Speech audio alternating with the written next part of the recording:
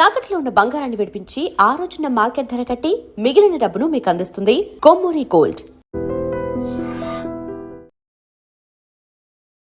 కేవలం ఎస్ఐబిలోనూ కాకుండా స్టేట్లో ప్రతి దీంట్లో మెయిన్ వింగ్స్లో అంటే నేను చెప్తున్నాను సైబర్ ఫోర్స్ కావచ్చు, ఎక్కడైనా ఐసీబీలో కానీ women safety wing, women safety okay, మిగతా విషయాల్లో ఎక్కువ ఉమెన్ ఆఫీసర్కే గవర్నమెంట్ ప్రయారిటీ ఇచ్చింది. ఉద్దేశం ఏంటి? ఇప్పుడు లాస్ట్ 2.5 yearsలో ఏసీబీ డీజీగా, విజిలెన్స్ డీజీగా, సిఐడి డీజీగా, ఎస్పీఎఫ్ డీజీగా, ప్రిజన్స్ అండ్ కరెక్షనల్ సర్వీసెస్ డీజీగా అంటే మన జైల్స్ డిపార్ట్మెంటు, ఎస్పీఎఫ్ డీజీగా, తర్వాత టీజీపీఏ తెలంగాణ పోలీస్ అకాడమీ డీజీగా లేడీ ఆఫీసర్స్ పనిచేస్తున్నారు. లాస్ట్ 2.5 years నుంచి బ్రహ్మాండంగా పనిచేస్తున్నారు. ఎక్కడ కూడా చిన్న అది లేకుండా పనిచేస్తున్నారు. ప్లస్ మీరు ఇంతకుముందు చెప్పినట్టు ఎస్ఐబి డిఐజీ చాలా కీలకమైన పోస్టు, నెంబర్ 1 పోస్ట్, డిఐజీ పోస్టులో నెంబర్ 1 పోస్ట్ అది అక్కడ.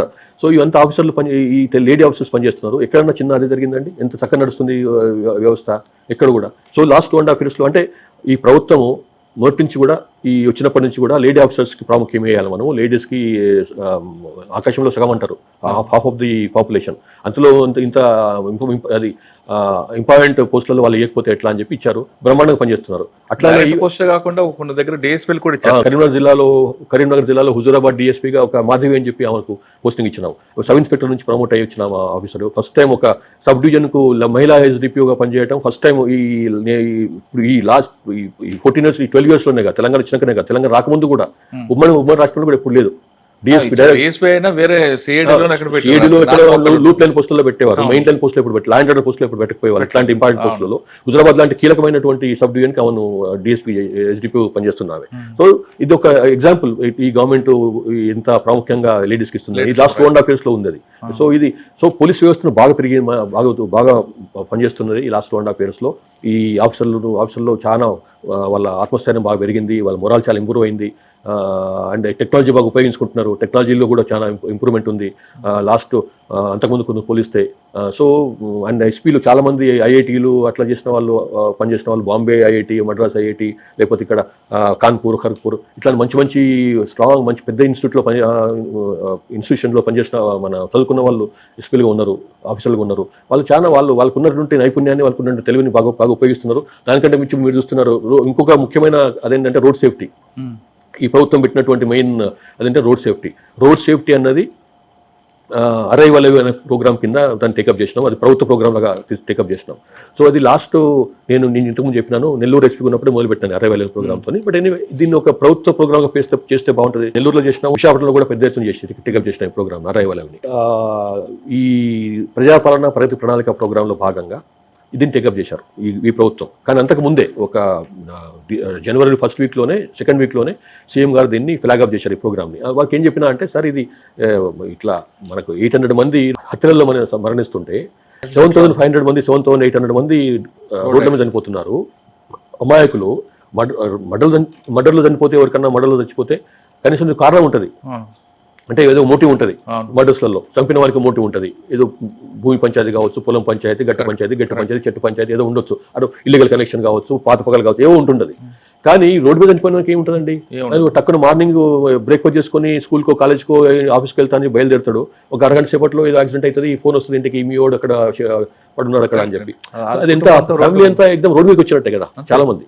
చనిపోతే కాదు సార్, కొంతమంది కాళ్ళు వచ్చి విరిగిపోయి జీవితాలు. అది ఇంకోటి, అది చనిపోవడం ఒక ఎత్తు అయితే, ఇతను మీరు అన్నట్టు కాలు చేయిరిపోయి ఏమంటారు అశక్తుడైపోయి, అతన్ని మొత్తం టోటల్ ఇన్కెపాసిటేటెడ్ అయిపోయి, అతను ఏం చేయలేక, ఇంట్లో చూడలేక, సో అతనికి బాధనే, అతను చూస్తున్న వాళ్ళకి బాధనే. సో ఎంత ప్రాబ్లం అంటే కొన్ని లక్షల మంది ఇవాళ దగ్గర 7,800 మంది చనిపోతున్నారంటే మామూలు విషయం కాదు. కాబట్టి అది సీఎం గారు చెప్పినప్పుడు సీఎం గారు దాన్ని చాలా పాజిటివ్గా తీసుకున్నాడు. ఇది మనం చేయాల్సిన ప్రోగ్రామ్ అని చెప్పి దాంతో ఫ్లాగ్ ఆఫ్ చేసినాము జనవరిలో. తర్వాత మళ్ళీ ప్రగతి ప్రణాళిక, ప్రజాపాలన ప్రగతి ప్రణాళిక ప్రోగ్రామ్ కూడా ఇది ఇంప్లిమెంట్ చేయాలి సార్ అని చెప్పి సీఎం గారిని రిక్వెస్ట్ చేస్తే వాళ్ళు కూడా యాక్సెప్ట్ చేశారు. సో దాంట్లో ఒక 1 week పాటు పెద్ద ఎత్తున ప్రజల్లోకి వెళ్ళాలి. ఇది ఒక క్యాంపెయిన్ లాగా ఉండాలి. దాని పేరే పెట్టినాం arrive A campaign for safer roads in Telangana అని చెప్పి. పెద్ద ఎత్తున ప్రజల్లోకి వెళ్ళాలి ఈ ప్రోగ్రామ్ అని చెప్పి. సో అందులో అన్ని వింగ్స్ ఆఫ్ ద గవర్నమెంట్ కూడా పార్టిసిపేట్ చేసినాయి. అటు పొలిటికల్ ఎగ్జిక్యూటివ్స్ కూడా పార్టిసిపేట్ చేసినారు. కొత్తగా ఎలక్ట్ అయినటువంటి గ్రామ పంచాయతీలలో ఉన్నటువంటి సర్పంచ్లు వాళ్ళు చాలా మంది కొన్ని 100 గ్రామాలు వాళ్ళు తీర్మానాలు పాస్ చేసినాయి. మా ఊర్లో హెల్మెట్ లేకుండా రావద్దు, హెల్మెట్ లేకుండా ఎవరిని పోనేయం, మా ఊర్లో తిరగనేయము, తర్వాత అందరూ సీట్ బెల్ట్ పెట్టుకోవాల్సిందే. హెల్మెట్ అంటే ముందు కూర్చున్న వాడు కూడా, వెనక కూర్చున్న వాడు కూడా హెల్మెట్ పెట్టుకోవాలి. చిన్నపిల్లలు ఉన్నప్పుడు పోతే చిన్నపిల్లలు కూడా హెల్మెట్ పెట్టుకోవాలి, వాళ్ళకి సైజు దగ్గర హెల్మెట్లు దొరుకుతాయి మనకు. ఇవన్నీ ప్రజలకు వెళ్ళాలి, రాంగ్ రూట్లో వెళ్ళకూడదు.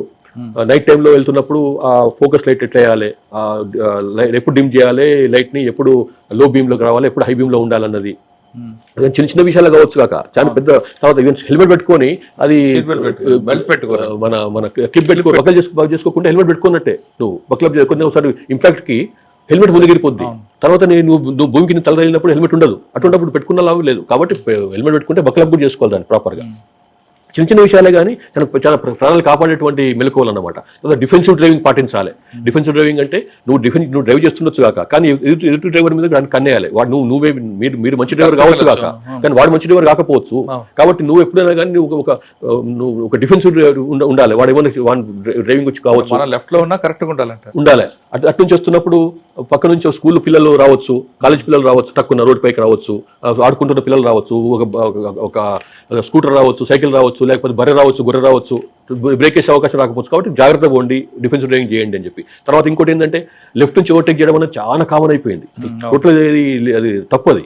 లెఫ్ట్ నుంచి ఓవర్టేక్ చేయడం అనేది మనకి రైట్ నుంచి ఓవర్టేక్ చేయాలి. ఎందుకంటే డ్రైవర్ మనం రైట్ లో కూర్చుంటారు, ముందున్న డ్రైవర్ రైట్ కూర్చుంటారు. కాబట్టి ఎన్కు నుంచి ఓవర్టేక్ చేసే వాళ్ళకి తెలుస్తుంది వానికి, ఇట్లా సైడ్ ఇస్తాడు. కానీ లెఫ్ట్ నుంచి ఓవర్టేక్ చేస్తే వానికి తెలుస్తుంది ఎంత మీకు సైడ్ మిర్రర్ పెట్టుకున్నా కానీ కష్టం అనమాట. సో ఇవన్నిటిని కూడా ప్రజలలో బాగా పెద్ద ఎత్తున వెళ్ళాలని చెప్పి ఉద్దేశంతో 1 వీక్ పాటు చేసినాం. అది దాని ప్రభుత్వం ఇంకా కంటిన్యూ చేస్తుంది. మా ఉద్దేశం ఏంటంటే, నా ఉద్దేశం పెట్టినప్పుడు నా ఉద్దేశం ఏంటంటే ప్రతి నెల లాస్ట్ వీక్ ఆఫ్ ప్రతి నెల దీన్ని టికప్ చేయాలి పెద్ద ఎత్తున. అట్లా చేస్తే అంటే మనకు చాలా పనులు ఉంటాయి, ఇదొకటే పని అనొచ్చు. కాబట్టి రోడ్ సేఫ్టీ సంబంధించినటువంటి అంశాలన్నీ ప్రతి నెల లాస్ట్ వీక్ లో పెద్ద ఎత్తున ప్రజలకు వెళ్ళాలి. ఇది ఎట్లా మనం చేయాలన్నది ఉద్దేశం అన్నమాట. సార్, ప్రజాపాలన మీరు పెట్టారు, పోలీస్ డిపార్ట్మెంట్కి చెప్తే మిగతా డిపార్ట్మెంట్ రావాలని గవర్నమెంట్ నిర్ణయం తీసుకుంది. కాబట్టి గవర్నమెంట్ మిగతా డిపార్ట్మెంట్ కూడా ఇన్వాల్వ్ అవుతున్నాయి, చేయాలని పెట్టారు.